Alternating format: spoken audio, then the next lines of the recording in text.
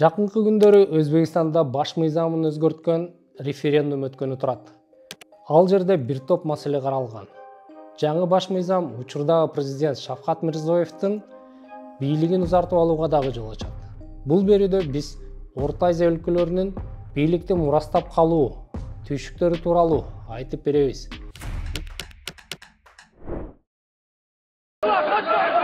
Кыргызстан чөлкөмдөгү бийлик эң көп алмашкан өлкө.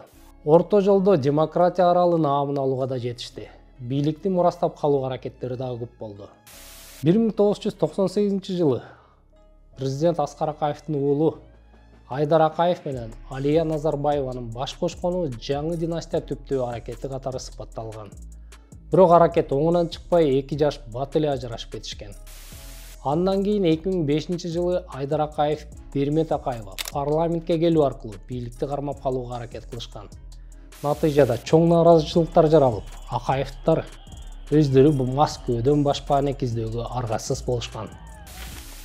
2005 жылы Бакиевдер кланы баарын коркутуу аркылуу бийликти сактап калуу саясатын жүргүзгөн. Максим Бакиев кландын мураскору катары саясат жүргүзө баштаган. Жаныш Бакиев күч түзүмдөрүн көзөмөлгө алган. Кан төгүлгөн каршылыктар Бакиевдерди 2010 жылы Кыргызстандан качууга аргасыз кылган. Кыргызстанды 2011-17 жылдар аралыгында Алмазбек Атамбаев башкарып турду. Ал жаңы ыкма киргизип, Сокедосун президент кылган.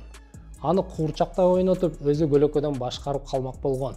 Дос көрүнүп кас болгондон сакта, жанында жүрүп өч болгондон сакта, Сокедосум, берекет жаныңдан кетпесин, бак дөөлөт башыңдан кетпесин. Бирок Сооронбай Жээнбеков Атамбаевдин өзүн ойнотуп, аны түрмөгө каматкан. 2018 жылы бийликке келген Сооронбай Жээнбеков өз бийлигин бекем тамыр жайылтып жетишкен эмес. Анын иниси Асылбек Жээнбеков Атамбаевдин экс шоопуру Икрам Элмияновдун таасири күч болгону менен эсте калды. 2020 жылы нааразычылыктардын арты менен түрмөдөн чыгып келген Садыр Жапаров президент болуп шайланды. Жапаровдун президенттиги эки достун бийлиги катары сыпатталып келет. Эми Казакстанга өтсөк. Казакстанда Нурсултан Назарбаев бийликте 30 жыл турду. Анын кыздары Дарига, Динара, Алия. Саясатка эң көп аралашканы улуу кызы Дарига Назарбаева. Дариганын кланы бийликтин мураскору болуп калышы эң ыктымалдуу сценарийлердин бири катары каралган. Ошону менен бирге Дарига атасынын бийлигинен көп запкы дагы көрдү. Күйөөсү Рахат Алиев учурунда өлкөдөгү эң таасирдүү кишилердин бири болгон. Рахаттын саясий дымагынан чочулаган кайнатасы аны бийликтен четтетип, куугунтукка алган. 2015 жылы ал Австрияда түрмөдө асынып алган абалында табылган. 2020 жылы Лондондо Дариганын уулу Айсултан дагы каза болгон. К сожалению, в этом году одного внука потеряли мы, который был очень похож на меня. Бийлик Токоевко өткөндө Дарига Назарбаева парламенттин спикери болуп турган. Ортончу кызы Динара Назарбаева Казакстандагы эң бай аял.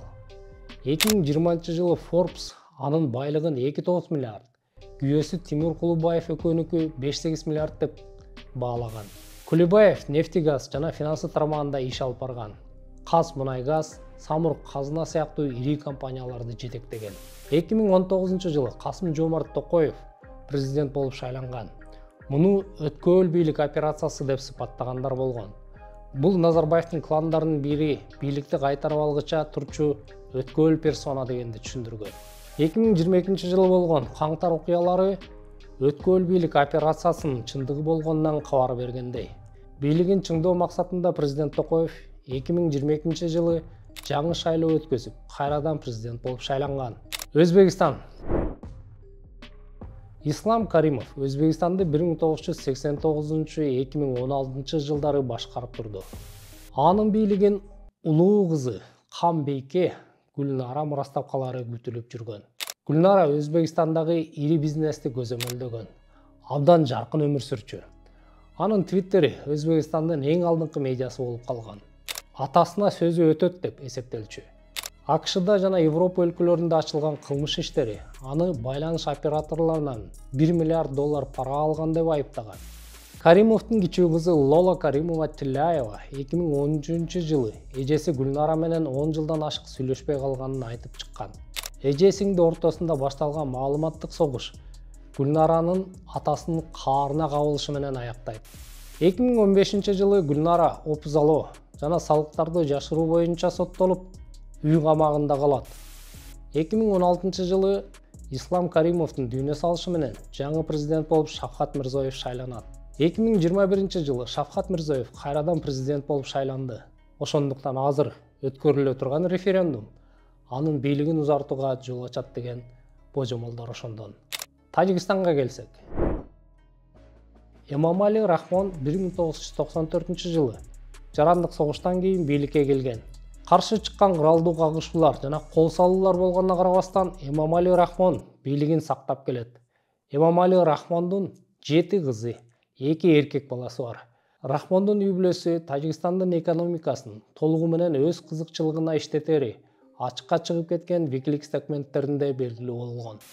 Улуу баласы Рустамдын үйлөнүү тою өлкөдө чоң чуу жараткан. Той 1 апта уланып, мамлекеттин эсебинен $1,5 миллион бөлүнгөнүн, коноктордун бири Рустамга $1 миллион белек тартуулаганын учурунда медиалар жазып чыгышкан.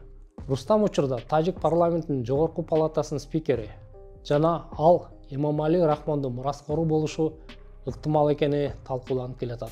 Рахмондун экинчи кызы Озода президенттик администрациясынын башчысы.